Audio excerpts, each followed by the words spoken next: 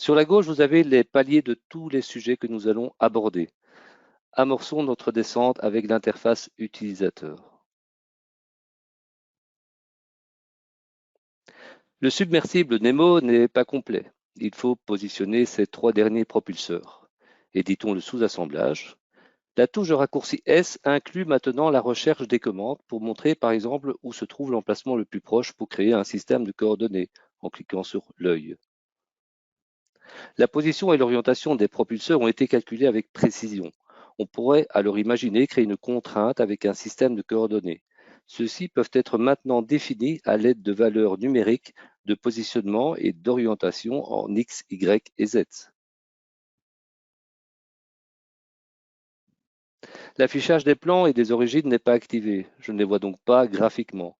Dans cette version, vous avez un nouveau raccourci clavier Q qui affiche rapidement la géométrie de référence de l'assemblage ou du composant sélectionné. Les systèmes de coordonnées ont également changé visuellement et fonctionnellement. Leurs axes, leurs plans et même leurs points peuvent être utilisés pour créer des esquisses, contraintes ou des coupes.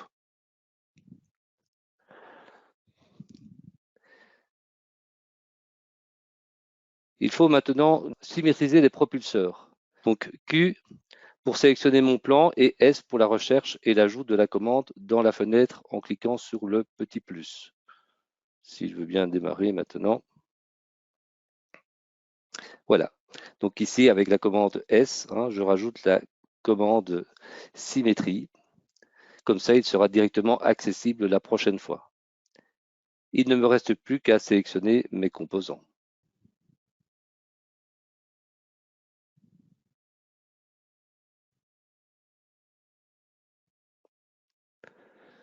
Dans les options de SolidWorks, vous allez avoir de nouvelles infobulles fournissant davantage d'informations. Survoler l'icône pour afficher l'information. Les notifications ont été repensées de manière à être plus intuitives et à présenter une page cohérente. Ici, vous pouvez consulter l'ensemble des messages ignorés. Auparavant, ces messages étaient tronqués, mais maintenant, survolez un message et il apparaîtra dans son intégralité. Quand vous devez collecter tous les composants d'un assemblage, il n'y a pas de meilleur outil que Pack & Go. Une nouvelle barre de progression vous donne une indication de la durée du processus, ce qui est particulièrement utile pour les assemblages plus importants. Donc avec ces outils supplémentaires, je pense que SolidWorks conforte sa place du logiciel le plus convivial.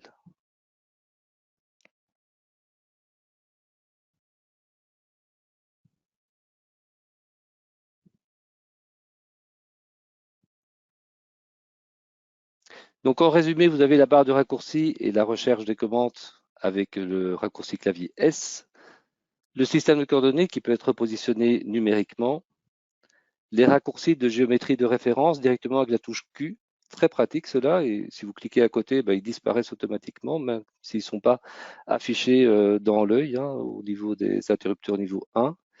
Les messages ignorés qui ne sont plus tronqués, un Pack & Go avec une petite barre de progression, et des nouvelles notifications et informations concernant les options.